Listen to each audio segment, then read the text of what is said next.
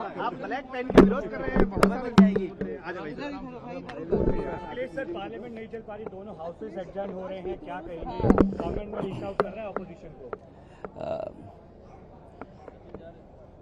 जो दिल्ली में हुआ है, आजादी के बाद जब हमारा देश आजाद हुआ था, तब एक बार जश्न हुआ था यहाँ पर, और इस बार भारतीय जनता पार्टी के खिलाफ ये गुस्सा दिखाई दिया है यहाँ पर, जहां सब कुछ इंतजाम सरकार का फेल हो गया। सरकार फेल हुई कब? जब उन्होंने नीट की परीक्षा की, नीट में चीट। कोई कल्पना कर सकता है कि इतने महत्वपूर्ण परीक्षा में इस तरह की खिलवाड़ हो जाए? उसको लेकर के गुस्सा है। और यूपी में हमारे मुख्यमंत्री तो आम खा रहे हैं। वहां पर 20 पेपर लीक हुए हैं, 20 परीक्षाएं के पेपर लीक हुए हैं। तो अब आप सोचिए, नौकरी है नहीं, रोजगार है नहीं। आप कहते हैं कि इन्वेस्टमेंट आ रहा है, आप कहते हैं हम विश्व गुरु बनने जा रहे हैं, आप कहते हैं विकसित भारत बनने जा रहा है, आप कहते हैं कि हमारी ग्रोथ रेट ये है। अगर ग्रोथ रेट है और पर कैपिटा इनकम बढ़ रही है, तो ये नौजवान बेरोजगार कैसे सड़क पे घूम रहे हैं? जो परीक्षा चाहते हैं, परीक्षा अच्छी हो, वो अपना भविष्य बनाना चाहते हैं, और मध्यम वर्ग के लोग हैं जिनका पूरा जीवन यापन नौकरी से है। उनके परिवार का एक बच्चा अगर कुछ बन जाएगा, डॉक्टर बन जाए, इंजीनियर बन जाए या नौकरी पर जाए, उनका परिवार उसी से चलता है। उन्हीं ने समर्थन किया था बीजेपी को। ये बीजेपी के लिए संकट है, और संकट एक ही है, केवल बीजेपी की सरकार चली जाए, संकट खत्म। अहंकार है, ये सरकार नहीं है, अहंकार है। आपको बातचीत करने से किसने रोका था? आपने बातचीत बाद में भी की। ये बातचीत आप पहले भी तो कर सकते थे, आश्वासन पहले भी दे सकते थे। देश और युवा सरकार से नाराज है, वो दिल्ली में दिखाई दिया है। स्वाभाविक है, लोकतंत्र में जो लोकतंत्र मजबूत करना चाहते हैं, लोकतंत्र में जवाब वोट से ही मिलता है। अभी अभी बीजेपी हारी है यूपी में, हर परिणाम बता देती है बीजेपी। आजादी के 100 साल तक पहुंच जाते हैं, लेकिन 2024 में जनता ने क्यों नकार दिया यूपी में, वो क्यों भूल जाते हैं? तो जनता फिर इनको नकारेगी एक बार। प्रधानमंत्री कह रहे हैं कि नीट के दोषियों को कार्रवाई होगी, आप तो बड़ी सजा देंगे। क्या दबाव है सरकार पे कि अपने मंत्री को नहीं हटा पा रहे, अपने संगी साथियों पर नहीं कार्रवाई कर पा रहे, अपने मंत्री क्यों नहीं हटा रहे? क्या दबाव है? दबाव यही हो सकता है कि कहीं कोई राज न खोल दे, कोई दवा राज हो और जानकारी फैल जाए कुछ चीजों की। क्या चाहते? नीट एग्जाम हो गया दोबारा, वही तो चाहते हैं कि दूसरा मंत्री बन जाए। वो सरकार थोड़ी हटा रहे हैं। सरकार हटाने के लिए तो हम कह रहे हैं कि सम्मानजनक रूप से सरकार चली जाए, नहीं तो जनता वोट से हटा देगी। खत्म सवाल।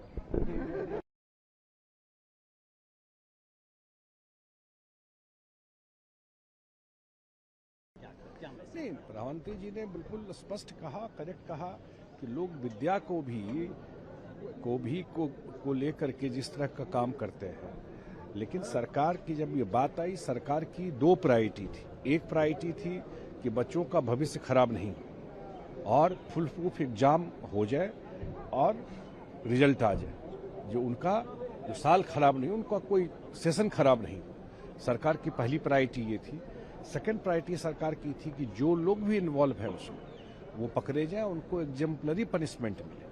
ये दोनों पे सरकार ने काम किया है सरकार। और ये पेपर लीक कोई इस साल की बात नहीं है, हर एक स्टेट में आप गौर करके देखिएगा, ये पेपर लीक की समस्या है, दशकों से है। कोई अभी 2025 में आ गया ये नहीं। तब ये टाइम आ गया है कि जरूर इसको कंप्लीट फुल प्रूफ कैसे हो उस दिशा में काम करना चाहिए। लेकिन हाउस नहीं चल रहा है, लगातार विपक्ष इस मसले पर चर्चा की न सिर्फ मांग कर रहे हैं, बल्कि धर्मेंद्र प्रधान के इस्तीफा भी मांग रहे हैं। भाई, हाउस में सब लोग आते हैं डिबेट के लिए, डिस्कशन के लिए, अपनी बात रखने के लिए। इसी के आपको कोई बात रखना है, आपको कोई क्रिटिसाइज करना है, कोई पॉलिसी पे बात करना है सरकार के खिलाफ, तो इतना बड़ा प्लेटफॉर्म है। लेकिन आप हर एक समय, ये हमको लगता है कि चुनाव के में जो बार बार जो इन लोग हार के आ रहे हैं, तो ये पूरा इन लोगों का सोच ही निगेटिव हो गया।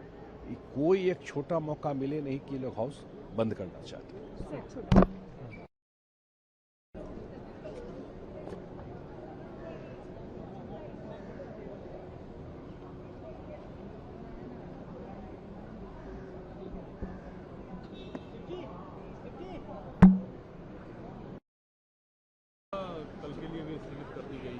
चर्चा कब होगी, कैसी होगी, किन मुद्दों पे होगी? ये सवाल तो आपको सरकार से पूछना चाहिए, प्रधानमंत्री से पूछना चाहिए।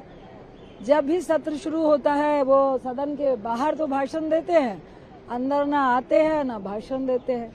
हम लोग कह रहे हैं जो बच्चों पे जो नीट में पेपर लीक का विरोध कर रहे थे, कल हजारों की संख्या में हॉस्पिटल गए हैं, चोटें आई हैं, किसी के पैर में फ्रैक्चर हुआ है। हमारे लीडर भी उनको लोहिया में कई अस्पतालों में स्टूडेंट वहाँ देखने के लिए गए हैं।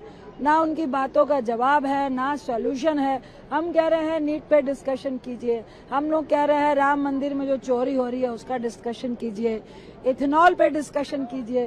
तो ये सवाल तो हम लोग भी आपके माध्यम से सरकार से पूछ रहे हैं कि सदन कब से चलेगा।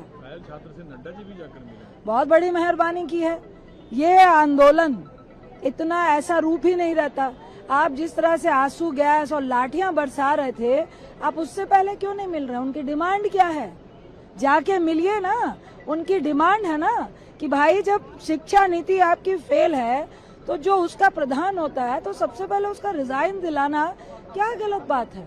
आप क्यों नहीं उनको आश्वस्त कर पा रहे हैं कि आगे से किसी भी सरकारी पेपर में लीकेज नहीं होगी, पेपर लीक नहीं होगा? क्या इसका आश्वासन वो युवाओं को दे पा रहे हैं?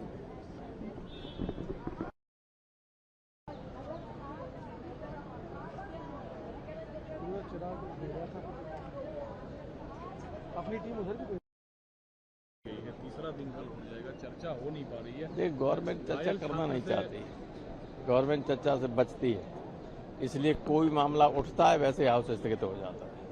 किसी को अपनी बात कहने की भी इजाजत नहीं दी जा रही है कि क्या हमारी गाड़ी आ गई। घायल छात्र से सरकार भी संवेदनशीलता दिखा रही है। नड्डा जी भी जाकर मिलते हैं, राहुल गांधी मिलते हैं, कल सपा की पूरी डेलीगेशन जाकर मिली थी। तो मतलब जब मुद्दा एक है, छात्र एक है, संवेदनशील सब है, फिर क्या टकराट की स्थिति फिर क्यों है? जब सरकार संवेदनहीन हो तो कुछ भी मिलता, कोई मिलता रहने पर असर क्या पड़ता है? उन्हें तो ये लगता है कि सर हम चर्चा के लिए तैयार हैं कि आप लोग शायद कुछ नहीं, चर्चा के लिए कोई उठाता है उस पर तो हाउस स्थगित कर देते हैं, चर्चा के लिए तैयार है, चला दिए। धन्यवाद।